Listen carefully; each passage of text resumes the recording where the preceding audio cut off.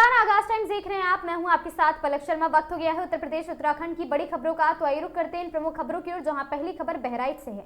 बहराइच जिले के फखरपुर इलाके में पेट्रोल डीजल की किल्लत की खबर अफवाह की तरह फैलती है। हालात में अचानक बिगड़ गए हैं। पेट्रोल पंपों पर वाहनों की लंबी कतारें लग गई हैं, जहां बाइकों और चार पहिया वाहनों की बड़ी भीड़ उमड़ पड़ी और साथ ही ईंधन खत्म होने की आशंका से लोगों में अफरा तफरी का माहौल बन गया और बड़ी संख्या में लोग पेट्रोल भरवाने के लिए पेट्रोल पंपों के आसपास जाम जैसे हालात बन गए हैं। मौके पर फखरपुर पुलिस तैनात रही और भीड़ को नियंत्रित करने का प्रयास लगातार कर रही। वहीं जिला प्रशासन लगातार अपील कर रहा कि पेट्रोल डीजल की कोई किल्लत नहीं है और लोग अफवाहों पर ध्यान न दें। इसके बावजूद लोग अफवाह का शिकार होते नजर आ रहे हैं।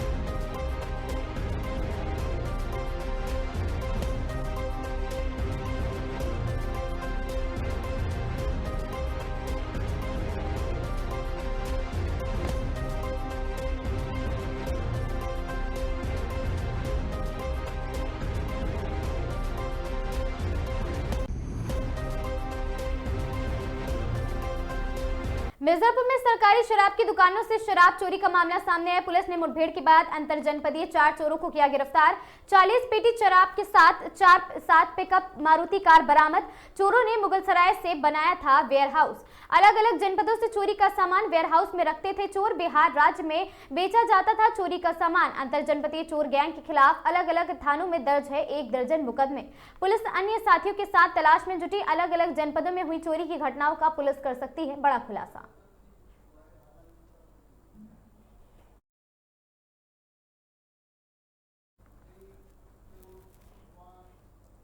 महोबा में रफ्तार का कहर देखने को मिला, जहां चरखारी कोतवाली क्षेत्र के सुपा गांव के पास एक तेज रफ्तार ट्रक ने कट मारने से कार अनियंत्रित होकर गड्ढे में जा गिरी। दर्दनाक हादसे में 18 वर्षीय युवक कुणाल की मौके पर ही मौत हो गई, जबकि उसके पिता बाबू बाल बच गए हैं और जबकि 2 अन्य लोग घायल बताए जा रहे हैं। महोबा जिले के चरखारी कुलपहाड़ मार्ग पर उस वक्त चीख पुकार मच गई जब खुशियों से भरा एक परिवार हादसे का शिकार हो गया। जानकारी के मुताबिक कुलपहाड़ कोतवाली क्षेत्र के टोरियापुरा मोहल्ला निवासी गणेश प्रसाद कुशवाहा अपने बेटे कुणाल और अन्य रिश्तेदारों के साथ मध्य प्रदेश के बमनेथा गांव से एक कुआं पूजन कार्यक्रम में शामिल होकर लौट रहे थे। जैसे ही उनकी कार सुपा गांव के पास पहुंची तभी सामने से आ रही एक अज्ञात तेज रफ्तार ट्रक ने कार को टक्कर मार दी। रफ्तार इतनी तेज थी कि चालक गणेश प्रसाद कार से अपना नियंत्रण खो बैठे और अनियंत्रित होकर कार सड़क किनारे बड़े गहरे गड्ढे में जा पलटी है और साथ ही इस हृदय विदारक घटना में 18 वर्षीय कुणाल कुशवाहा की मौके पर ही मौत हो गई।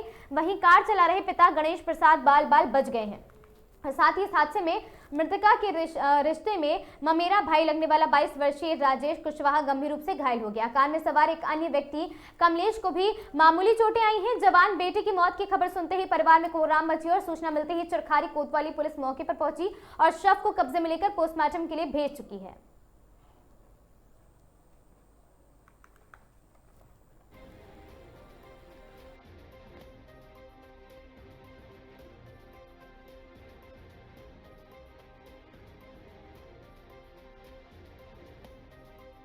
क्या नाम है आपका? गणेश प्रसाद। क्या घटना हो गई? हम चौक के कार्यक्रम से बमनेता से अपने कुलपहाड़ घर को जा रहे थे वापसी में। तो जैसे ही हमने चरखारी पार करके सुपर रोड रखा तो वहाँ पे एक अनियंत्रित ट्रक हमको कट मारते हुए चला गया। हमारी गाड़ी खाई में चली गई, जिसमें मेरे लड़के की डेथ हो गई। क्या नाम था लड़के का? कितनी उम्र थी? कुणाल नाम था, उम्र लगभग 17 साल की। इंटर के पेपर दिए। कितने लोग सवार थे कार में? 4 लोग सवार थे। कौन कौन? एक कमलेश था, एक राजेश था, तीसरा लड़का था अपने गाड़ी चला। अच्छा, ट्रक अनियंत्रित था?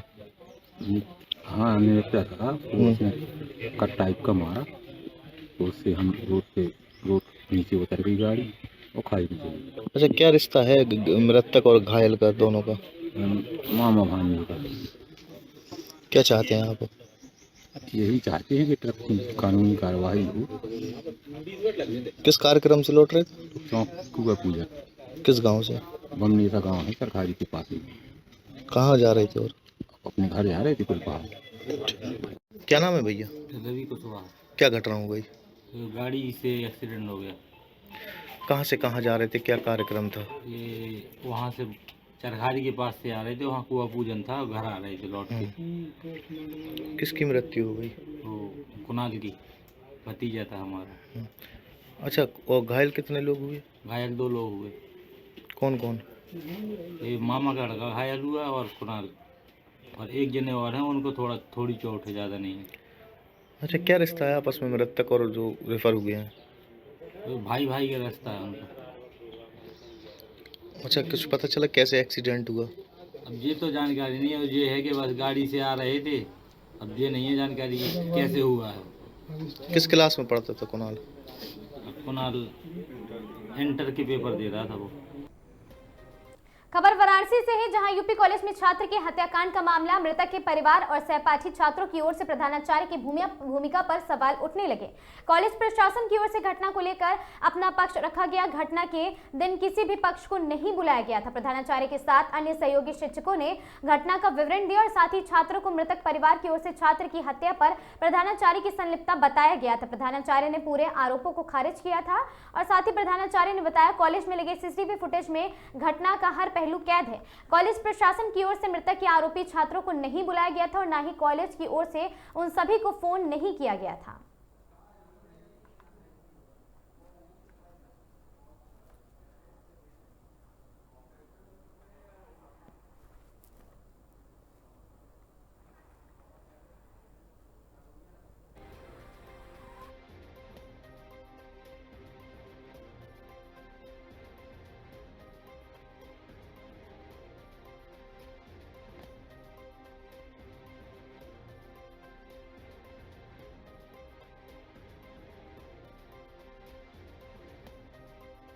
गुरु जी, इतने दिन बाद आप अपना पक्ष रखने के लिए सामने क्यों आए? एक सवाल तो ये भी है ना। देखिए, हम लोग अपना पक्ष, कोई हम लोगों से कभी किसी ने पूछा भी नहीं, और जो है हम लोग अपना पक्ष, जो भी पुलिस अधिकारी हैं, जो भी जांच अधिकारी हैं, उसी दिन से हम लोग रख रहे हैं। और ये हमारे लिए बहुत ही दुख की बात है कि हमारे कैंपस में इस तरह की घटना घटी, और शुरू से सदमे में हम लोग हैं। आप उसका हम लोगों से आप जो है वर्णन जान नहीं सकते, चाहे शिक्षक हो, छात्र हो, कर्मचारी हो, सभी लोग जिस तरह से परेशान हैं, जिस तरह से दुखी हैं। और 2 दिन हम लोगों ने अवकाश भी रखा इस घटना के क्रम में, और इससे ज़्यादा दुख की बात हो नहीं सकती। कई तरह की खबरें चली, जिस दिन गोलीकांड हुआ उस दिन आप वहाँ मौजूद थे, आपके सामने गोली चली, आपकी खबरें चल रही हैं। दोनों पक्षों को आपकी बुलाया? नहीं, ये दोनों पक्षों को बुलाने की बात गलत है। अगर इस प्रकार का है तो मेरा मोबाइल नंबर सभी लोग जानते हैं, CDR निकाल करके उसकी जांच की जाए। हमारे किसी प्रोक्टोरियल बोर्ड के सदस्य ने, हमारे किसी भी टीचर ने उसको बुलाया नहीं था। दोनों पक्षों की कोई वार्ता नहीं हुई थी। भ्रामक खबरें हैं, पूरी तरह निराधार हैं, और इस प्रकार की कोई जानकारी हमारे पास नहीं है, न हमारे ऑफिस के पास है कि हम लोगों ने उनको बुलाया है। कॉलेज में कोई फोन करके नहीं बुलाता, वो तो जो हेल्पर होते हैं, जो सुपर होते हैं, या फिर जो नहीं, इस प्रकार से नहीं, माध्यम से क्लास में उनको बुला के नहीं, ऐसा कोई ऐसी कोई सूचना नहीं यहाँ पे दी जाती है। हेल्पर और स्वीपर के बुलाने से ऑफिशियल जिसको भी बुलाना होता है, ऑफिशियल रजिस्टर्ड पोस्ट से लेटर जाता है, या व्हाट्सएप पे उसके जो है मैसेज भेजा जाता है, या उसको फोन कम से कम चीफ प्रॉक्टर या कोई प्रोक्टोरियल बोर्ड का सदस्य फोन करके बुलाता है। इस प्रकार की कोई घटना है, पहले भी हम लोग बुलाते रहे हैं, लेकिन इस प्रकार की घटना, हम लोग बुलाने का एक तरीका है, प्रॉपर तरीके से ही बुलाया जाता है। ऐसा नहीं होता कि कहीं से किसी को बुला लिया जाएगा और वो आ जाएगा। कॉलेज कैंपस में भी हमने किसी को नहीं इस प्रकार से नहीं बुला। हाँ, रिटर्न में ही बुलाया जाता है, नियमानुसार ही बुलाया जाता है। जी,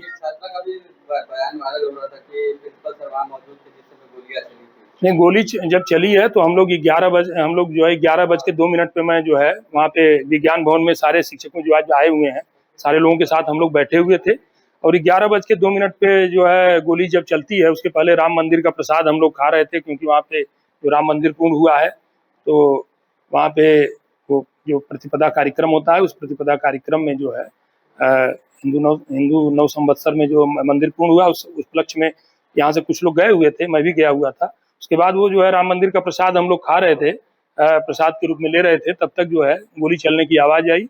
अभी पानी भी हम लोग पूरा नहीं पी पाए थे, दौड़ के सारे लोग दौड़ते हैं तो वहाँ पे गोली चल चुकी थी। जो भी फायरिंग होती है 4 राउंड हम लोगों को सुनाई दिया, जबकि 6 राउंड 8 राउंड जो भी बताया जा रहा है, लेकिन 4 राउंड कानों में सुनाई दिया। सब लोग दौड़ के जाते हैं, दौड़ के देखते हैं तो वहाँ पे जो है वो पड़ा हुआ था। वहाँ पे मनोज जी और भी हमारे पॉलिटिकल के टीचर छात्र थे, और एक महिला जो है हमारी शिक्षिका जो हमारे कार्यालय में है, उधर से कहीं से आ रही थी, वो बदहवास स्थिति में हमसे मिलती हैं। फिर उनको भी हम लोग पहले वही टकराती हैं, पहले उनको हम समझाते बुझाते हैं कि आप चलिए अंदर चलिए, उनको अंदर करते हैं। फिर हम लोग पहुँचते हैं, तुरंत जो है ये उठ करके, ये उस समय जो है ये जो बॉडी है सूर्य प्रताप की, उसको जो है तत्काल, अभी उसमें प्राण था, ये तो तत्काल जो है लेकर आते हैं। कुछ छात्र भी सहयोग करते हैं, हमारे गाड़ी में लादा जाता है और तत्काल थापा जी बताएंगे, थापा जी को मैं आवाज़ देता हूँ, थापा जी को और भी आदमी भेजता हूँ, थापा जी दौड़ के आते हैं, गाड़ी पे बैठते हैं तत्काल जो है। और जिस गाड़ी को बताया जा रहा है कि इससे प्रिंसिपल भाग रहे हैं, उसी गाड़ी में सूर्य प्रताप को जो है वो सिंह रिसर्च सेंटर के लिए लोग कहते हैं कि हम लोग लेके जा रहे हैं, और ये जाते हैं। और लगातार मैं फ़ोन से संपर्क में हूँ। फिर थानाध्यक्ष भी 11:30 तक आ जाते हैं, तो थानाध्यक्ष भी संपर्क में रहते हैं, और थानाध्यक्ष बार बार पूछते हैं कि गोली कहाँ लगी है, कैसे, क्या स्थिति है, क्या है। तो मैं इन लोगों से बात करता हूँ, थापा जी से बात करता हूँ, या इनके मोबाइल से, थापा जी के मोबाइल पर मैं बात करता हूँ। अब कॉल रिकॉर्ड CDR देख सकते हैं, और वो जो है सारी सूचना जो है थानाध्यक्ष को भी मैं समय समय पर बताता रहता हूँ।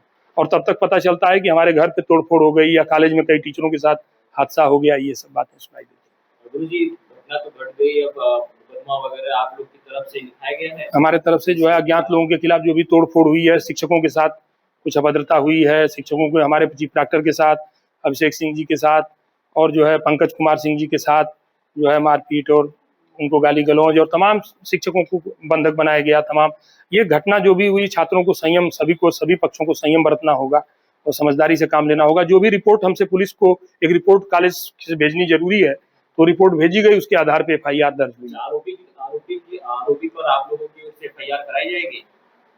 आरोपी के ऊपर दिया गया है FIR, जो है हमने भेजा हुआ है, जो है वो सारी घटनाक्रम की जानकारी हम लोगों ने दे दिया है। महाविद्यालय में उसपे FIR नहीं, महाविद्यालय ने दे दिया है, सारी जानकारी दे दी है, FIR दर्ज हो गई, FIR दर्ज है उसमें। जो भी दर्ज है, वो भी उन्होंने जो भी किया, तहरीर दिया है, तहरीर दिया, उस पूरे घटनाक्रम की जानकारी हमने पुलिस को दे दिया। अच्छा, एक चीज ये है कि जैसा आप बता रहे हैं कि आप लोगों ने बुलाया नहीं उसको, जी, तो आखिर सूर्य प्रताप आया क्यों? सूर्य प्रताप आया, ये हमारे डिप्टी कंट्रोलर साहब बता रहे हैं ना। अभी आप नहीं, आप उनसे बात करिए, जो सत्य है उसके तथ्यों पे आप सीधे जाइए। अभी गुरुजी, घटनाक्रम क्या रहा उनकी गनशॉट का? मैं doctor Manoj Kumar Singh, department of geography, Uday Pratap autonomous college Varanasi. पहली जब आवाज़ नीचे आई तो मैं क्लास में था, क्लास नंबर 7, और 7 नंबर में जब आवाज़ आती है तो मैं समझा कि पटाखा फूटा होगा, बच्चे ऐसा कर देते हैं। लेकिन जब दूसरी फायर हुई तुरंत, हमको लगता है 30 सेकंड के अंदर, तब मुझे लगा कि गोली चल गई। मैं क्लास छोड़ करके बाहर आया और मैं चिल्लाना शुरू किया, गाली देना ऊपर से शुरू किया कि कौन है ऐसा कर रहा है। तब तक वो लड़का फिर बाहर आ गया, और सामा तो 3 लड़के भाग रहे, और भागते हुए फिर वो B.Ed फैकल्टी जो नीचे पॉलिटिकल डिपार्टमेंट, वहाँ से ले करके फिर कलामबाड़ी जी के पास आ गया, और वो उस लड़के भाग रहे थे। इसके बाद फिर लड़कों को ऊपर से हम 3-4 लोग फिर उसको गाली देना शुरू किए। मंजित पीछा कर रहा था, और उसके बाद जब वो लड़के नीचे आ गए तो हमने ऊपर से चिल्लाना शुरू किया, लड़कियां भी बाहर आ गई हमारे साथ, और लड़के प्रोफेसर भी आ गए, और सब हम लोग चिल्लाना शुरू किए। तो वो भागा, फिर पीछे गया, और पीछे गया तो फिर गोली मारा। आवाज़ आई, क्योंकि हम लोग ऊपर थे, नीचे देख नहीं पा रहे थे। तब तक वो हम लोग B.Ed डिपार्टमेंट के सामने खड़े थे। सीढ़ी से हमारे सामने वो निकल के जा रहा है और मेरे बगल में जा रहा है। मैं उसको डांटता भी हूँ, गाली भी देता हूँ कि तुम ऐसा क्यों कर रहे हो, और फिर वो सर नीचे किया है, आगे बढ़ गया कोटियों में। और फिर डिपार्टमेंट, हमारे ज्योग्राफी डिपार्टमेंट से पीछे साइड में वो कूदा, रेलिंग पकड़े लटका है, और वहीं रिवाल्वर गिरा दिया। फिर उससे जब लटका तो उसके पैर में चोट आई। ऊपर से हम और विजय और चंद्रशेखर, उसके ऊपर हम लोगों ने प्लाई रखी थी, उसको टेका भी है। फिर वो कैंपस को पार करके घर में गया है, और लटक लंगड़ाते हुए आगे बढ़ गया। इसके बाद फिर हम दौड़ करके आए नीचे। यस, वो 4 लड़के भाग रहे थे, चारों को टारगेट पर लिया हुआ था। इसके बाद वो हमारे चिल्लाने से 3 भगे, नहीं तो वो और भी मारता। इसके बाद जब हम नीचे आए तो देखें वो लड़का गिरा हुआ था, तो मैं तुरंत झटके में उठाया, और उठाने के बाद मैं सीधे गाड़ी में लादा हूँ और मैं ही गाड़ी में आगे बैठा, फिर लेके चला जा रहा था दीनदयाल। फिर बच्चों ने कहा नहीं सर हम लोग सिंह रिसर्च सेंटर चलेंगे, तो हमने महावीर मंदिर से गाड़ी सिंह रिसर्च सेंटर लेके गए। वहाँ उन्होंने कहा कि नहीं सर यहाँ एडमिट नहीं कर पाएंगे, आप ट्रामा सेंटर। खबर चंदौली से ही, जहां पंडित दीनदयाल उपाध्याय नगर चंदौली पीडीडीयू नव शक्ति के अंतर्गत महिलाओं के लिए बनाए गए अस्थायी वेंडिंग जोन में लकी ड्रॉ का आयोजन किया गया, जिसमें कुल 9 महिलाओं को दुकान आवंटित की जानी। और इस कार्यक्रम की सबसे खास बात यह रही कि लकी ड्रॉ एक छोटी बच्ची के हाथों से कराया गया, जिसने पारदर्शिता और निष्पक्षता का संदेश दिया है।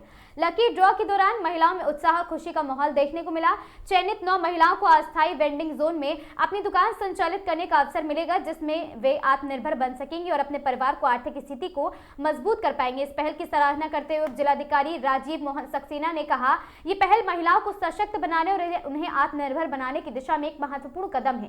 पीडीडीयू नव शक्ति की यह पहल महिलाओं को सशक्त बनाने और उन्हें आत्मनिर्भर बनाने की दिशा में एक सराहनीय प्रेरणादायक कदम माना जा रहा।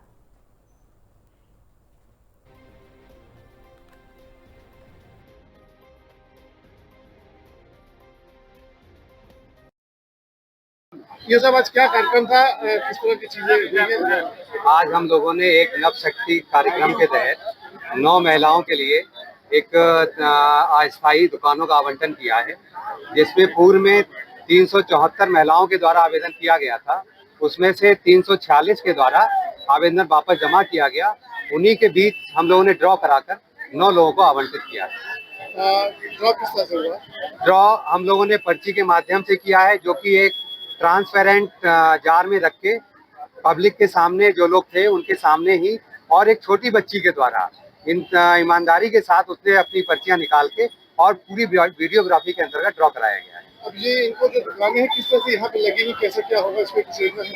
इसका हम लोगों ने पहले से ही प्लान किया हुआ है। 1 से 9 नंबर सीरियल तक की हम लोगों ने दुकान जिस तरीके से ड्रॉ किए हैं उसी हिसाब से उन पे लगाई जाएंगी। उसके बाद कुछ और भी यहाँ पे स्पेस बच रहा है, हम उसके लिए और भी योजना लाएंगे।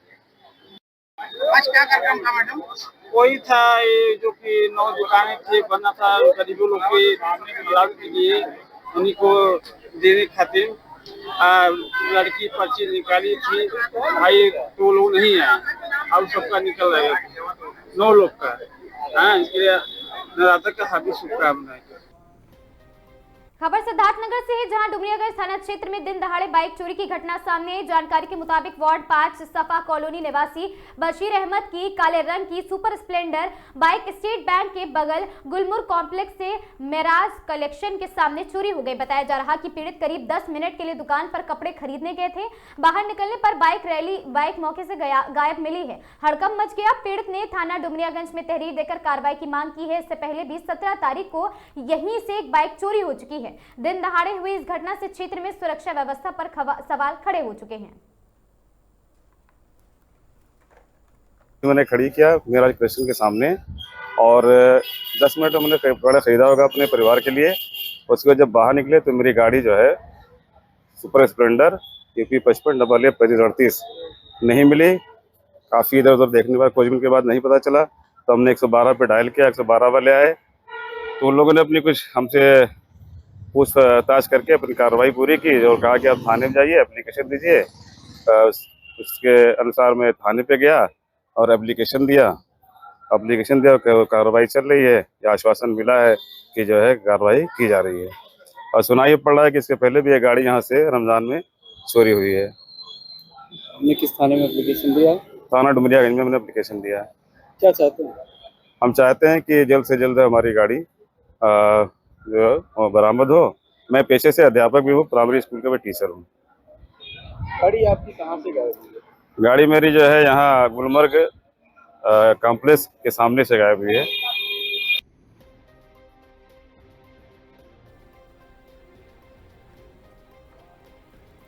सोनभद्र में वीआईपी कल्चर के खिलाफ बड़ा एक्शन देखने को मिला, जहां वैध हूटर और साथ ही लाल नीली बत्ती लगाने वालों पर पुलिस ने सख्ती दिखाते हुए बुलडोजर चला दिया। मुख्यमंत्री योगी आदित्यनाथ के निर्देशों के बाद जिले में ध्वनि प्रदूषण और साथ ही वीआईपी कल्चर का लगाम लगाने से अभियान तेज कर दिया गया है। लोढ़ी टोल प्लाजा पर एएसपी अनिल कुमार और साथ ही सिटी सीओ रणधीर मिश्रा के नेतृत्व में चेकिंग अभियान चलाया गया, जहाँ कई वाहनों से हूटर उतरवाए गए हैं। इसके बाद उतारे गए हूटरों को जेसीबी मशीन से तोड़कर सख्त संदेश दिए गए कि नियमों के साथ खिलवाड़ अब बर्दाश्त नहीं किया जाएगा।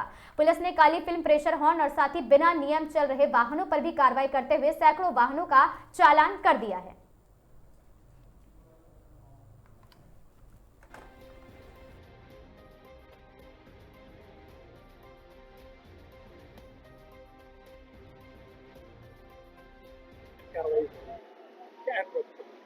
देखिए, जनता की सहूलियत और सुगम यातायात व्यवस्था के संचालन के लिए पुलिस अधीक्षक महोदय के द्वारा अभियान चलाया जा रहा है। इस अभियान के अंतर्गत जो लोग अपने वाहनों में ध्वनि विस्तारक यंत्रों का प्रयोग कर रहे हैं, हूटर लगा रहे हैं अवैध तरीके से, इन सब लोगों के खिलाफ हम लोग जो है इनकी चेकिंग कर रहे हैं। जगह जगह इनकी चेकिंग हो रही है। जो लोग भी हूटर या अन्य ध्वनि विस्तारक यंत्रों का प्रयोग कर रहे हैं, उनके हूटर और यंत्र उतरवाए जा रहे हैं और उनका चालान किया जा रहा है। और जो हम लोगों ने उतरवाए थे उन्हीं को इकट्ठा करके आज हम लोग यहाँ पर जो है उसको विनष्ट कर रहे हैं। हमारा संदेश यही है कि जो लोग अवैध तरीके से इस तरीके के ध्वनि विस्तारक यंत्रों का प्रयोग कर रहे हैं वो लोग ना करें, और यदि वो नहीं मानेंगे तो हम लोग कार्रवाई करते रहेंगे और आगे जो है कार्रवाई होगी और भी कठिन होगी। हम गाड़ियां सीज करेंगे ताकि जनता की जो है सहूलियत को हम जो है और बेहतर बना सकें। खबर कानपुर नगर से है, जहां ब्लॉक चौबेपुर में ग्राम चंपतपुर में लोकपाल की जांच में गबन साबित अन्य अधिकारी लंबित है, फिर भी ग्राम प्रधान और ब्लॉक अधिकारियों की मिलीभगत से किया जा रहा घोटाला। चंपतपुर में मनरेगा के कार्यों में भ्रष्टाचार, मानक विहीन किए गए कार्यों की शिकायत पर लोकपाल अधिकारी श्री दिनेश कुमार द्वारा जांच की जा रही है, जिसमें लोकपाल अधिकारी द्वारा कहा गया कि जांच पूर्ण होने पर ही वहां पर जांच रिपोर्ट सीडीओ को भेजी जाएगी, जिसमें डामर रोड से बंसी के खेत तक चकमार्ग का मौके पर जांच निर्माण में 117 मिली वहां पर मीटर चकमार्ग नहीं बन पाया है, जिसमें रुपए लगाए और 1,79,545 रुपए का गबन किया गया, जबकि अन्य कार्यों की जांच लंबित चल रही है। जांच में ग्राम प्रधान, रोशनी रोजगार सेवक, ग्राम विकास अधिकारी ब्लॉक से मिलकर वह अपने ही कार्यालय में मानक विहीन नाली, करांजा और साथ ही इंटरलॉकिंग, मरम्मत, कच्चा मार्ग इत्यादि में पुनर्निर्माण करवाकर गबन से बचना चाहते हैं, जो कि स्वतः ही साबित हो रहा है। उक्त लोगों के द्वारा कराए गए सभी कार्यों को सही ढंग से जांच होती तो बड़े पैमाने पर घोटाले को उजागर किया जा सकता था।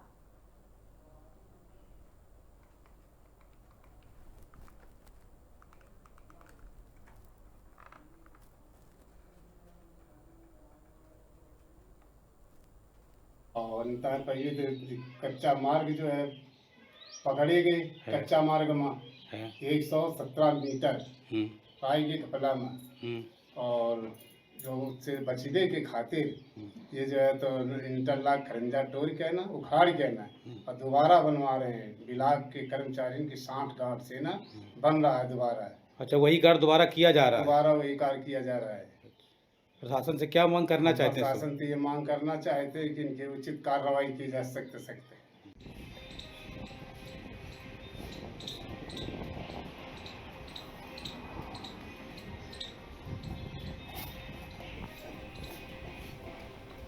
भारत की बेटी और प्रसिद्ध वाटर वुमेन शिप्रा पाठक ने जापान में आयोजित AIAFOR के अंतर्राष्ट्रीय मंच से शिक्षा, स्वास्थ्य, विकास और सामाजिक न्याय के बीच गहरे संबंध को रेखांकित करते हुए दुनिया को एक संतुलित भविष्य की दिशा में सोचने का आह्वान किया। उनका संबोधन न केवल प्रभावशाली रहा बल्कि भारतीय शिक्षा दर्शन की वैश्विक प्रतिष्ठा को नई ऊंचाइयों तक पहुंचाने वाला साबित हुआ। गुरुकुल शिक्षा भारत का प्राचीन ज्ञान आधुनिक समाधान है और उत्तर प्रदेश के बदायूं जनपद के दातागंज क्षेत्र की मूल निवासी शिप्रा पाठक ने अपने वक्तव्य में भारत की प्राचीन गुरुकुल परंपरा का उल्लेख करते हुए कहा कि वह केवल शिक्षा प्रणाली नहीं बल्कि उनके जीवन निर्माण की समग्र प्रक्रिया थी। उन्होंने जोर देते हुए कहा कि गुरुकुल में शिक्षा का उद्देश्य केवल करियर बनाना नहीं बल्कि एक जिम्मेदार, संवेदनशील और संतुलित व्यक्ति का निर्माण करना था। शिप्रा पाठक ने वर्तमान शिक्षा प्रणाली पर गंभीर चिंता जताते हुए कहा, आज का विद्यार्थी अंकों और प्रतिस्पर्धा की बोझ तले दबा हुआ है। उन्होंने चेताया कि शिक्षा का स्वरूप युवाओं को मानसिक तनाव और असंवाद से धकेल रहा है। उनके अनुसार यह स्पष्ट संकेत है कि शिक्षा अधूरी है और इससे मानवीय मूल्यों का समावेश अनिवार्य है।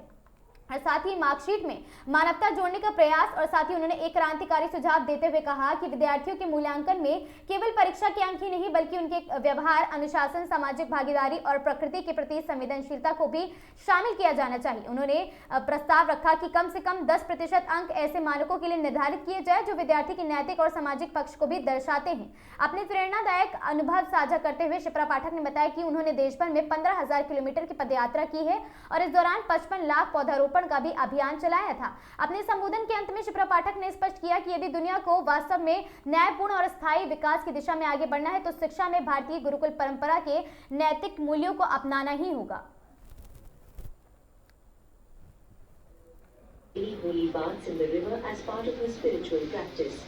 खबर महोबा से है, जहां पर अशोक महान जयंती पर श्रीनगर सम्राट अशोक महान जयंती पर श्रीनगर लाडपुर महोबा में भव्य शोभा यात्रा। सम्राट अशोक महान की जयंती के पावन अवसर पर श्रीनगर लाडपुर महोबा में आयोजित भव्य शोभा यात्रा में श्रद्धा, उत्साह और ऐतिहासिक गौरव का अद्भुत संगम देखने को मिला। कार्यक्रम के मुख्य अतिथि भाजपा जिलाध्यक्ष मोहनलाल कुशवाहा ने सम्राट अशोक की प्रतिमा पर पुष्प अर्पित कर उन्हें नम्र नमन करते हुए उनके जन्मदिन पर केक काटकर शोभा यात्रा और साथ ही शामिल श्रद्धालु से ध्वज और साथ ही बैनर लिए जय सम्राट अशोक के गगनभेदी नारों के साथ नगर भ्रमण करते हुए उनकी नीतियां, अहिंसा, धर्म और मानवता का संदेश जन जन तक पहुंचाए हैं। इस दौरान विभिन्न सामाजिक संगठनों, युवाओं और बुद्धिजीवियों की सक्रिय भागीदारी भी वहां पर देखने को मिली है।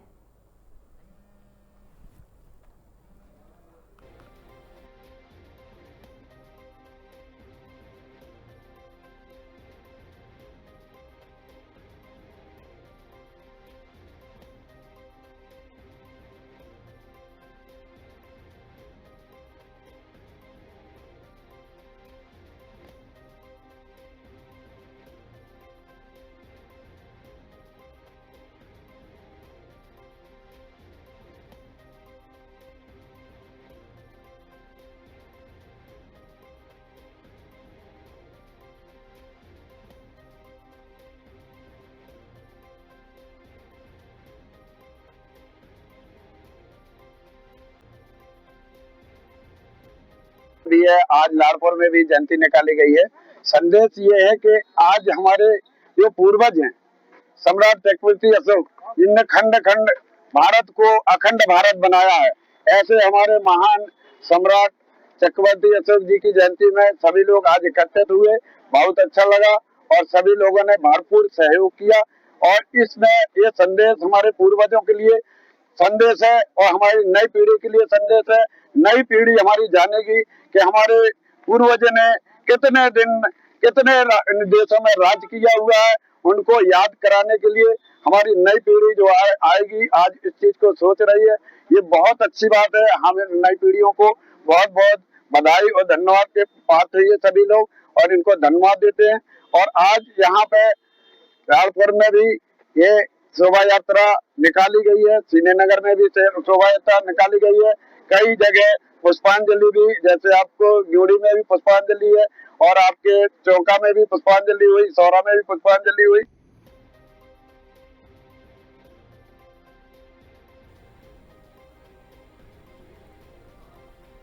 बदायूं जनपद के सहसवान कोतवाली क्षेत्र में एक मजार पर जाने वाले रास्ते को लेकर एक ही समुदाय के दो पक्षों के बीच मारपीट और जमकर पथराव हुआ। विवाद के दौरान मजार की एक दीवार भी क्षतिग्रस्त हो गई। सूचना पर पहुंची पुलिस ने पथराव कर रहे 12 लोगों को हिरासत में ले लिया है। एसपी देहात ने बताया चादर चढ़ाने को लेकर हुआ था विवाद, जिससे एक दीवार क्षतिग्रस्त हुई है। 12 लोगों को हिरासत में लेकर एफआईआर दर्ज की जा रही। सहसवान कोतवाली क्षेत्र के गांव हिंडोर में असलम के घर के पास मजार बनी हुई है। यहां तक जाने वाले रास्ते को लेकर असलम और दूसरे परिवार के दूसरे पक्ष के बीच विवाद हो गया। कहासुनी में शुरुआत हुई और विवाद मारपीट और पथराव तक पहुंच गया। काफी देर तक दोनों पक्षों के बीच जमकर पथराव होता रहा, जिसका एक वीडियो भी सोशल मीडिया पर प्रसारित हुआ है। आपको बता दें वहीं मौके पर कोतवाली फोर्स के साथ मौके पर पहुंच गए और साथ ही पुलिस ने पथराव कर रहे लोगों को खदेड़ने के साथ 1 दर्जन लोगों को हिरासत में ले लिया है। मार्च को थाना सहसवान के अंतर्गत ग्राम हिंडौर में असलम पुत्र अख्तर व असलम पुत्र इस्माइल के बीच विवाद मारपीट की सूचना प्राप्त हुई। इस सूचना पर तत्काल पुलिस टीम मौके पर पहुंची। प्राप्त जानकारी के अनुसार ज्ञात हुआ कि असलम पुत्र अख्तर के सहखातेदारों के द्वारा असलम पुत्र इस्माइल को एक ज़मीन की बिक्री की गई थी। उस ज़मीन के कुछ भूभाग पर एक मजार बनी हुई थी। उस मज़ार पर चादर चढ़ाने को लेकर के दोनों के बीच में और उनके सहयोगियों के बीच में मारपीट हुई। इसमें अभियोग पंजीकृत किया जा रहा है। साथ ही 12 लोगों को हिरासत में लेकर के पूछताछ की जा रही है। मौके पर शांति व्यवस्था कायम है। अन्य विधिक कार्रवाई बची है। आवास विकास स्थित श्री गुरु राम राय पब्लिक स्कूल में आज छात्रों और साथ ही शिक्षकों कर्मचारियों को आग से बचाव और साथ ही आपदा प्रबंधन के प्रति जागरूक करने के लिए एक विशेष प्रशिक्षण शिविर का आयोजन किया गया। स्थानीय फायर स्टेशन के अधिकारियों द्वारा आयोजित इस कार्यक्रम का मुख्य उद्देश्य आपातकालीन स्थितियों में जान माल की रक्षा करना रहा। फायर ब्रिगेड की टीम ने स्कूल परिसर में आग लगने की स्थिति में वहां पर छात्रों को अग्निशमन यंत्र चलाने का व्यवहारिक ज्ञान दिया। उन्होंने बताया कि आग की श्रेणी के अनुसार किस गैस या रसायन का उपयोग करना चाहिए। अधिकारियों ने गैस सिलेंडर में आग लगने पर उसे काबू के आसान तरीके, गैस के गीले बोरे या चादर का उपयोग करना, रिसाव, बच्चों को भीड़भाड़ वाले स्थानों पर भगदड़ से बचाने और स्टॉप, ड्रॉप एवं रोल की तकनीकी समझाई है।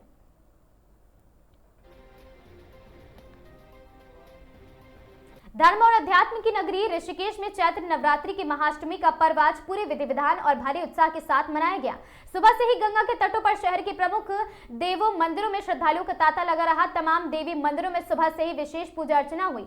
भक्तों ने मां दुर्गा के 8वें स्वरूप मां महागौरी की स्तुति की और साथ ही सुख समृद्धि की कामना की है। घंटा, घड़ियालों की गूंज और माता के जयकारों से पूरा वातावरण भक्ति में दिखाई दिया। अष्टमी के अवसर पर ऋषिकेश के घर और साथ ही कन्या पूजन का आयोजन किया गया। श्रद्धालुओं छोटी कन्याओं को माता का स्वरूप मानकर उनके पैर पखारे और साथ ही उन्हें तिलक लगाया और वहां पर हलवा, पूरी व चने का भोग लगाया और साथ ही सामर्थ्य अनुसार दक्षिणा उपहार भेंट कर कन्याओं से आशीर्वाद लिया है। बड़ी संख्या में श्रद्धालुओं और मां गंगा के पवित्र जल में डुबकी लगाकर पुण्य अर्जित किया और आश्रम में, मठों में विश्व शांति के लिए सामूहिक हवन का भी आयोजन किया गया।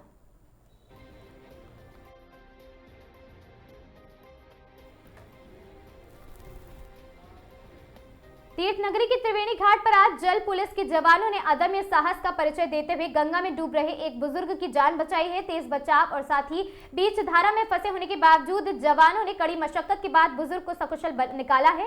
और बीते रोज की दोपहर करीब 3 बजे त्रिवेणी घाट चौकी से सूचना मिली कि एक व्यक्ति गंगा की तेज धार में बहने लगा और साथ ही सूचना मिलते ही ड्यूटी पर तैनात जल पुलिस ने जाबाज कर्मचारी हेड कांस्टेबल चैतन्य त्यागी और हेड कांस्टेबल हरीश गुसाई और गोताखोर विनोद सोमवाल बिना एक पल गवाए लाइफ जैकेट और अन्य सुरक्षा उपकरणों के साथ वहां आस्था पथ की ओर दौड़े हैं। टीम ने देखा कि 72 सीढ़ी से लगभग 200 मीटर दूर एक व्यक्ति बीच धारा में बहता जा रहा। बुजुर्ग को डूबता देख जल पुलिस के जवानों ने तुरंत गंगा में छलांग लगाई। लहरों से जूझते हुए जवानों ने आवास विकास गली नंबर 4 के पास बुजुर्ग को पकड़ लिया और कड़ी मेहनत के बाद उसे किनारे तक लेकर आए हैं।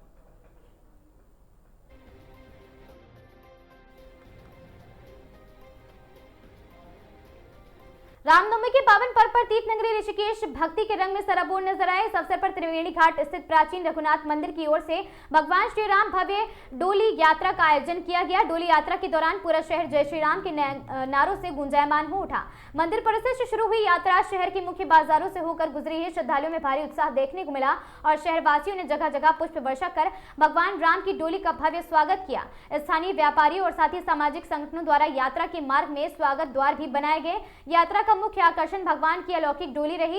इस दौरान बड़ी संख्या में पुरुष, महिलाएं और युवा डोली को अपने कंधों पर उठाने के लिए आतुर दिखे हैं। मान्यता के अनुसार भगवान डोली को कंधे देख और साथ ही वहां अत्यंत शुभ माना जाता है। इसी आस्था के साथ लोगों ने डोली उठाकर पुण्य लाभ अर्जित किया। यात्रा में शामिल श्रद्धालु ढोल नगाड़ों की थाप पर थिरकते और भजन गाते नजर आए। प्रशासन की ओर से यात्रा को सुव्यवस्थित रखने के लिए पुख्ता इंतजाम भी लगातार किए गए।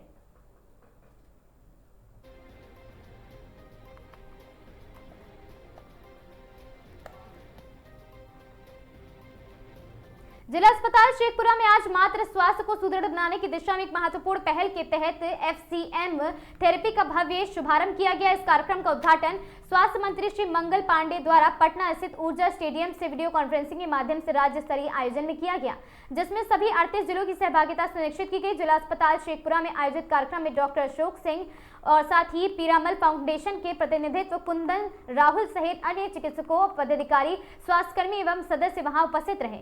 राज्य स्तरीय कार्यक्रम में स्वास्थ्य विभाग के वरिष्ठ अधिकारी और साथ ही पीरामल फाउंडेशन के प्रतिनिधियों की गरिमामय उपस्थिति रही। डॉक्टर अशोक सिंह ने बताया, इस कार्यक्रम का मुख्य उद्देश्य गंभीर एनीमिया से ग्रसित गर्भवती महिलाओं के स्वास्थ्य में प्रभावित एवं वहां त्वरित प्रभावी सुधार सुनिश्चित करना है। एफएमसी इंजेक्शन एक आधुनिक एवं प्रभावशाली उपचार पद्धति है जिसके माध्यम से कम समय में हीमोग्लोबिन स्तर में उल्लेखनीय वृद्धि देखी जाती है। विशेषज्ञों का मानना है, इस पहल से न केवल गर्भवती महिलाओं के स्वास्थ्य में सुधार होगा बल्कि प्रसव के दौरान होने वाली जटिलताओं में कमी आएगी और राज्य में मात्र मृत्यु दर को कम करने में भी महत्वपूर्ण योगदान मिलेगा और ब्लड ट्रांसफ्यूजन का एक अल्टरनेट देखा जाएगा इसे, क्योंकि 20 दिन में ही यदि 2.5 ग्राम बढ़ता है ये बहुत बड़ा उपलब्धि है।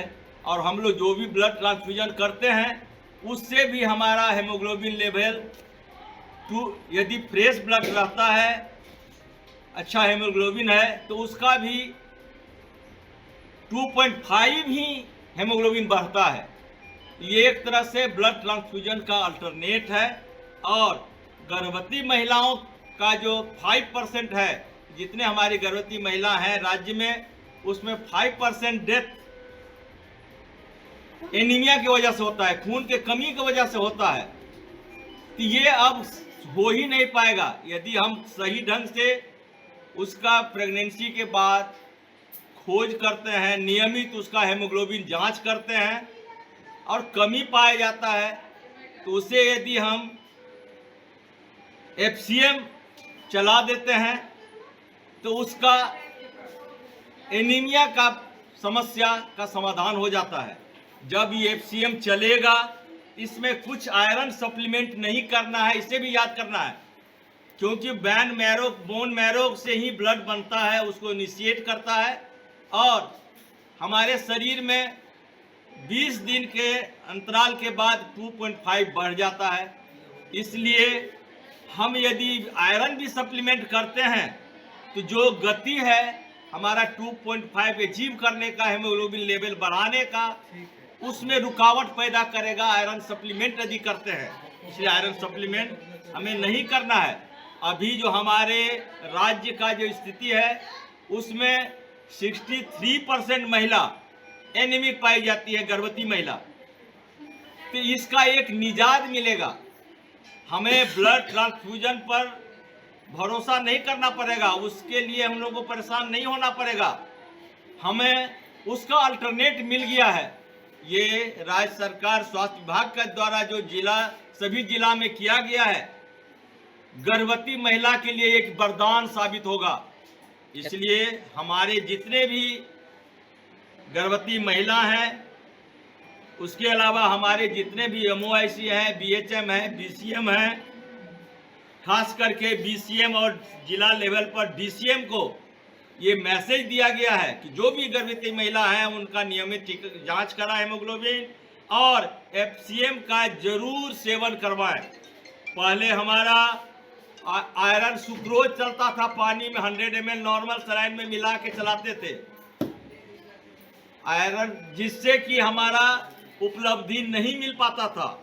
लेकिन हमारा जो फेरिक कार्बोक्सी माल्टोज आया है इंजेक्शन, इससे हमें जरूर सफलता मिलेगा और गर्भवती महिला का जो मृत्यु होता है खून के कमी से, वो टोटल स्टॉप हो जाएगा। और बच्चा जो जन्म लेता है लो बर्थ वेट रहता है, जिससे कि नवजात शिशु पर भी आफत रहता है, उसमें भी भारी कमी आएगा। इसलिए सबों से आग्रह है, खास करके प्रेस वालों को, जो हम एफसीएम इस जिला के लिए आज से शुरुआत किए हैं, सभी जगह प्रचार प्रसार करें। जो भी गर्भवती महिला हैं उसका जांचोपरांत हम एफसीएम चलाएंगे।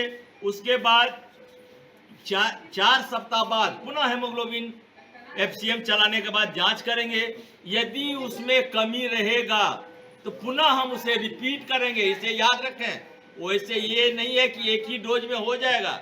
यदि हेमोग्लोबिन लेवल हमें कम मिलेगा तो पुनः उसको 1 महीना के बाद रिपीट करना है।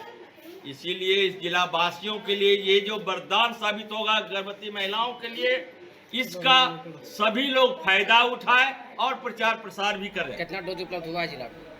कितना डोज उपलब्ध हुआ है जिला में? यहाँ अभी हमारे पास 1000 डोज आ चुका है और हम और डिमांड किए हुए हैं और भी डोज हमें आएगा। हमारे यहाँ दवा का कमी नहीं है। अभी सदर अस्पताल में शुरुआत किया गया है।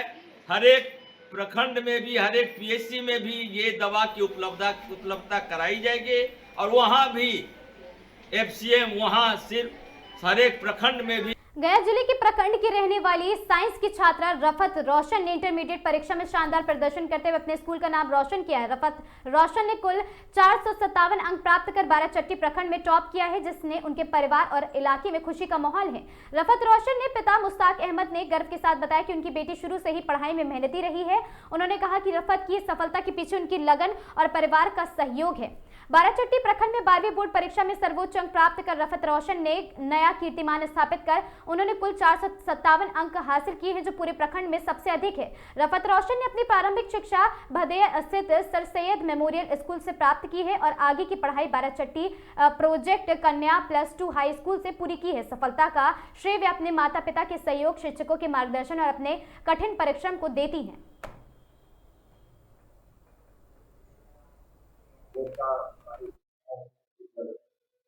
बोर्ड का पढ़ाई मैंने सर सैयद से किया था, सर सैयद मेमोरियल स्कूल जो कि भदिया में मौजूद है।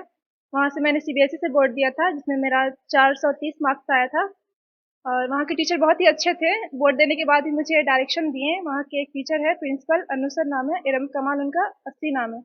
उन्होंने मुझे एग्ज़ाम के रिजल्ट के बाद बुलाया था स्कूल में और बताया कि आगे तुमको कैसे घर पर रह करके पढ़ाई करना है। तो उन्होंने सजेशन दिया था मुझे कि घर पे अगर रह के पढ़ना है तुमको तो कोई अच्छा सा ऑनलाइन कोर्स ज्वाइन कर लो, तो वहाँ से अच्छा पढ़ाई हो जाएगा घर पे रह करके और बहुत ही अच्छा नॉलेज भी मिल जाएगा वहाँ से। तो PW का जी।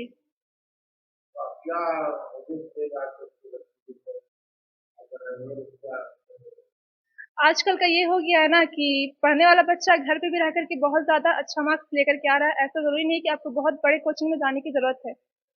और बहुत अभी इतना आसान हो गया कि अगर गरीब से गरीब बच्चा भी है तो वो घर पे रह करके आराम से पढ़ सकता है कम पैसे में, क्योंकि बहुत ही अफोर्डेबल प्राइस रहता है PW का। जी, मेरी माँ ने मेरी अम्मी ने बहुत मुझे सपोर्ट किया है, क्योंकि घर पे रह के पढ़ना इतना भी आसान नहीं था। बहुत सारे काम, बहुत सारे मेहमान वगैरह आना जाना बहुत होता है, तो काम तो मैं उतना नहीं करती थी, पढ़ाई में ही दिन भर अपना गुजारते रहती थी और काम वगैरह मेरी अम्मी देख लेती थी, तो इससे बहुत ज़्यादा सपोर्ट मिल जाता था। जी बिल्कुल, पढ़ने के लिए मुझे अब्बू ने मुझे बाहर भेजने के लिए चाहा था पढ़ने के लिए, लेकिन क्योंकि मैं तुरंत 10 से निकली थी तो मेरे अंदर बहुत ज़्यादा घबराहट और नर्वस वगैरह था। उस वक्त मैं उतनी ज़्यादा कॉन्फिडेंट नहीं थी कि मैं बाहर जाके अकेले पढ़ सकूँ, तो इसलिए मैंने ही मना कर दिया था। मेरा वहाँ एक एग्ज़ाम भी निकला था, रहमानी 30 नाम का, बहुत ही अच्छा इंस्टीट्यूट है वो भी, वहाँ का निकला था मेरा एग्ज़ाम। अब्बू ने बोला, मुझे बहुत फोर्स किया कि तुम जाओ पढ़ो, पढ़ना है, पढ़ाना है हमको तुम लोग को। तो लेकिन उस वक्त मेरा बहुत ज़्यादा डर था बाहर जाने का, तो मैं नहीं जा पाई। मैंने घर पर रहकर पढ़ाई करने का फैसला किया और अल्हम्दुलिल्लाह मेरा बहुत ही अच्छा मार्क्स आया है। आगे मैंने सोचा है कि कॉम्पिटिटिव एग्ज़ाम की तैयारी करूं, ताकि एक अच्छा सीट और एक अच्छा जॉब पा सकूं। और आई थिंक मैंने सोचा तो है मेडिकल फील्ड में जाने की, और इंशाल्लाह मैं उसके लिए बहुत तैयारी भी करूंगी। और अब मैं सोच ली हूँ कि मुझे बाहर जा कर के पढ़ना है, और इंशाल्लाह मैं वो अपना सपना भी पूरा करूंगी और अब्बू का जो ख्वाब है वो भी पूरा करूंगी। जी, रफत रोशन नाम है मेरा। अब्बू का नाम MG मुश्ताक अहमद।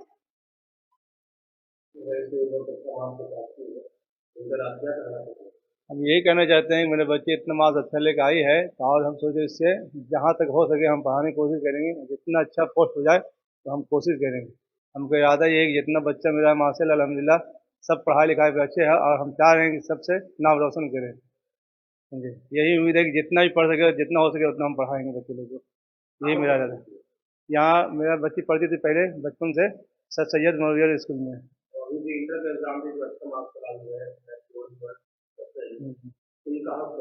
ये कहाँ से पढ़ते थे? ये एडमिशन 12 चिट्ठी में हुआ था। और उसके बाद जैसे हम शहर में रहते हैं, इसलिए अपनी मर्जी के हिसाब से जहाँ पे एडमिशन किया। गांव के नाम नगर गेवाल करवा भदिया। उस मेरा नाम मोहम्मद मुश्ताक अहमद अंसारी, हम बम्बई में रहते हैं। अल्हम्दुलिल्लाह ऐसी जो है सब बच्चे लोग ऐसी माशाल्लाह घर में पढ़ाई करके गए या एग्जाम में पास करें और हौसला बुलंद करें, ताकि एक दूसरे को देख करके आगे पहुंचने की कोशिश करें। झालावाड़ शहर के मामा भांजे चौराहे के यहां डंपर ट्रक की टक्कर में महिला की मौत और साथ ही पुलिस ने शव को रखवाया अस्पताल की मोर्चरी में। अस्पताल पुलिस चौकी से प्राप्त जानकारी एवं मृतक के परिजनों ने जानकारी देते हुए बताया, झालावाड़ के समीप मंडावर क्षेत्र के बावड़ी खेड़ा गांव निवासी महिला भवानी बाई पत्नी नाथूलाल के पुत्र भरत ने बताया कि वह उसकी मां, पिता एवं बच्चों को लेकर बाइक द्वारा झालावाड़ के समीप सिंगनिया के पास बोरवाड़ी माताजी दर्शन करने जा रहे थे। तभी मामा भांजे चौराहे के यहाँ पर अचानक उसके सामने चल रही पिकअप ने ब्रेक लगा दिया और इस पर उन्होंने भी बाइक के ब्रेक लगा दी हैं। इसी दौरान पीछे से आ रहे एक डंपर ट्रक ने उनको टक्कर मार दी है, जिसमें महिला गंभीर रूप से घायल हो गई है।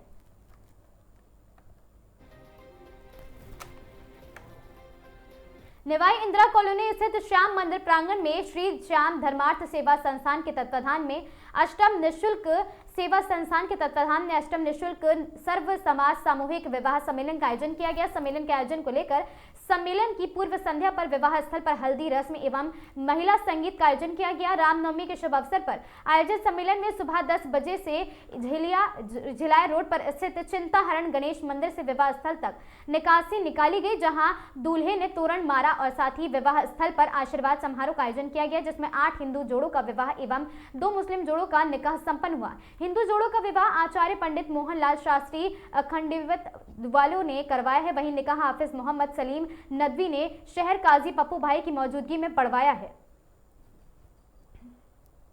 करूंगा कि ये कार्य हमेशा चलता रहे जब तक मैं जिंदा हूँ, और ये कार्य सुचारू रूप से सभी श्याम धर्मार्थ सेवा संस्थान के जो सदस्य हैं बढ़ चढ़कर काम कर रहे हैं।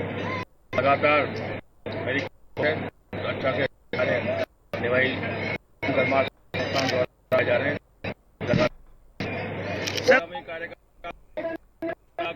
वो बात की बात है, शहर की जनता का जो भी फैसला होगा वो सर्वमान्य। और निवाई शहर में हमने 5 साल के अंदर एक नए आयाम स्थापित किए, वो शहर की जनता जानती है। श्याम सेवा संस्थान द्वारा रक्तांचल पर्वत पर सीढ़ियों का निर्माण किया और लगातार श्याम धर्मार्थ सेवा संस्थान भी लगातार कार्य कर रही है, लगा रही है, ब्लड कैंप लगा रही है। तो लगातार ये सेवा हमारी जारी है और जारी है।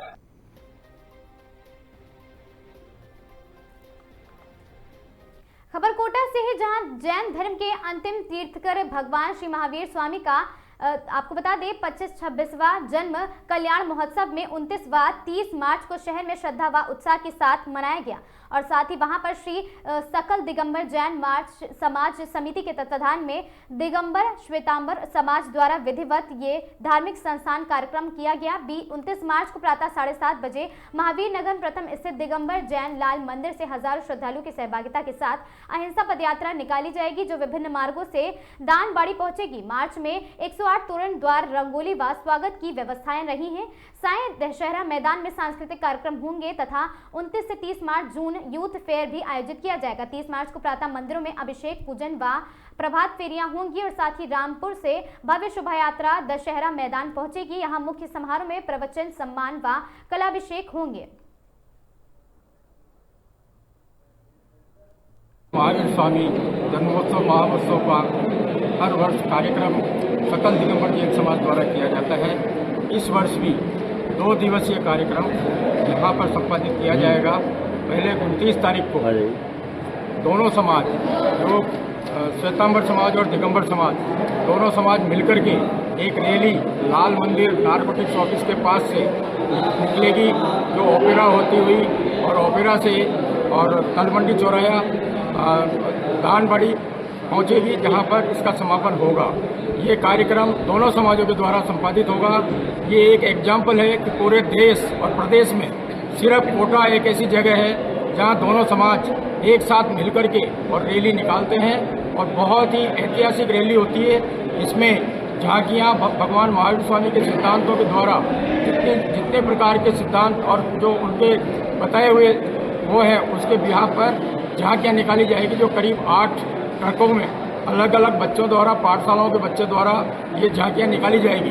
इसके पश्चात दूसरे सायंकाल जो हमारा कोटा का महिला प्रकोष्ठ है, जिसकी संयोजिका निशा जी जैन है, उनके द्वारा पूरे महिलाओं के द्वारा एक ऐतिहासिक कार्यक्रम जो किया जाएगा वो शाम को 7:30 बजे दशहरा ग्राउंड में आयोजित होगा और दूसरे दिन प्रातः 7:30 बजे रामपुरा से, जो कोटा की हृदय स्थली है, वहाँ से महावीर जयंती का जुलूस प्रारंभ होगा। वहाँ से प्रारंभ होकर के रामपुरा और आर्य समाज रोड होता हुआ वहाँ दशहरा ग्राउंड पहुँचेगा। वहाँ पहुँचने के पश्चात पूजाएँ होंगी और हमारे यहाँ 2 संघ अभी विराजमान हैं, वो दोनों संघों का सानिध्य हमारे को पूरे जैन समाज को मिलेगा और उनकी वाणी भी हमको वहाँ पर सुनने को मिलेगी। इसके साथ साथ जैन समाज ने अलग अलग समितियाँ बनाई गई है जो अपना अपना काम अपने अपने स्तर पर कर रहे हैं और इसके साथ साथ जो कार्यक्रम हमारे बिल्कुल सामाजिक सरोकार के कार्यक्रम होते हैं, जैसा अभी आपको बताया गया कि दिव्यांग शिविर ऐसा शिविर है जो पिछले 15 सालों से एक अनुभव ग्रुप का एक ब्रांडेड शिविर है वो, जिसमें कितने ही लोग पूरे संभाग से और इवन तो एमपी से भी ऐसे लोग आते हैं जो घसीटते हुए आते हैं और खड़े होकर के वहाँ पर जाते हैं। तो उन सबको हम जयपुर फुट लगाते हैं। जितने भी लोग आते हैं सबको जयपुर से एक टीम आ रही है, वो पूरे जयपुर फुट लगा करके उनको खड़े होकर के वापस उनको करते हैं। ट्राईसाइकिल उनको देंगे जिनको जरूरत है, व्हील चेयर जिनको जरूरत है उनको व्हील चेयर दी जाएगी। इतनी तरह के इंस्ट्रूमेंट वहाँ पे प्रदान किए जाएंगे। इस कार्यक्रम के अलावा ब्लड बैंक, जैसा कि अभी बताया गया, इसमें भी बहुत ज़्यादा संख्या में पिछले 15-20 सालों से हमारे यहाँ ब्लड कैंप लगा आ रहा है। एवरेज 500 यूनिट ब्लड की इसमें जमा होती है, जो सरकार के पास जमा किया जाता है और सभी के वो काम आता है। इसी प्रकार से हमारे यहाँ मेडिकल कैंप और स्वास्थ्य के हिसाब से जांच शिविर वगैरह बहुत सारे लगेंगे। इसी के साथ साथ एक नया जो कार्यक्रम इस साल से प्रारंभ किया जा रहा है वो जैन मेला करके, जैन ट्रेड फेयर। उस जैन ट्रेड फेयर में सारे जो हमारे युवा शक्ति है यहाँ की जैन समाज की, वो पूरी लगी हुई है। करीब 90 स्टॉल, जो प्रोडक्ट अलग अलग प्रोडक्ट, कुछ महिलाएं घर से बनाती है, कुछ महिलाएं गरीब होने के साथ साथ कुछ प्रोडक्ट्स बनाती है, उनका डिस्प्ले वहाँ होगा और समाज में जानकारी मिलेगी कि कौन कौन क्या क्या बना रहा है। बड़े बड़े स्टॉल भी वहाँ रहेंगे। ये सारा कार्यक्रम इस महावीर जयंती पर आयोजित किया जाएगा। जो सामाजिक सरोकार के कार्यक्रम है, जेकेलन हॉस्पिटल में हम लोग फल फ्रूट और भोजन की व्यवस्था की जा रही है उस दिन के लिए। इस प्रकार हर प्रकार के कार्य जो महावीर भगवान के सिद्धांत है कि जियो और जीने दो, उन सबको मद्देनजर रखते हुए ये सारे कार्यक्रम आयोजित किए जा रहे हैं। इसमें पूरा सकल दिगंबर जैन समाज लगा हुआ है और बहुत ऐतिहासिक ये कार्यक्रम होगा। बहुत बहुत धन्यवाद। जेके जैन, कार्याध्यक्ष, सकल दिगंबर जैन समाज, कोटा। मेले में विशेष क्या रहेगा सर सफाई को लेकर? मेले में जो स्टॉल लग रही है रैली में सफाई को लेकर? हाँ, बिल्कुल सही है आपका सवाल, मैं भूल गया बताना। रैली में नहीं, हमने 29 तारीख को भी 30 तारीख को सफाई के लिए व्यवस्था की है कि हमारे साथ दो टिपर पीछे 2 टिपर हमने नगर निगम से लिए हैं, उनकी हमारे को सहमति मिल गई है। साथ के साथ पहली बात तो हम रास्ते में गंदगी करेंगे ही नहीं। अगर गंदगी थोड़ी होती भी है उसी वक्त पूरी सफाई साथ के साथ होती हुई चलेगी और प्लास्टिक का कोई कार्यक्रम, कोई चीज रास्ते में नहीं रहेगा। सफाई का निगम वाले करेंगे या आप? नहीं, सफाई हम करेंगे, उनसे टिपर मांगे हमने, टिपर हमारे साथ चलेंगे। सफाई वाले आदमी हमारे द्वारा नियुक्त किए गए हैं। ठीक है साहब। थाना चेचर द्वारा अवैध मादक पदार्थ डोडा चूरा के खिलाफ बड़ी कार्रवाई हुई है। बरामदगी के विवरण की बात करें तो थाना चेचर पुलिस ने 78 किलो 90 ग्राम अवैध मादक पदार्थ डोडा चूरा बरामद कर कार नंबर PB08FK 8555 को जब्त किया है। अंतरराज्यीय तस्कर गुरपाल 37 वर्षीय और साथ ही बीरो 50 वर्षीय को गिरफ्तार किया गया। दोनों अभियुक्तों के कब्जे से डोडा चूरा बरामद हुआ है। पुलिस अधीक्षक कोटा ग्रामीण सुजीत शंकर के निर्देश पर ऑपरेशन रूट क्लियरेंस के तहत कार्रवाई की गई। विशेष टीम दिल्ली वडोदरा मुंबई एक्सप्रेसवे पर नाकाबंदी कर वाहनों की जांच की गई। तस्करी अपनी कार से भागने के प्रयास कर रहे थे तस्कर और साथ ही जिसे पुलिस ने रोककर जब्त कर लिया है।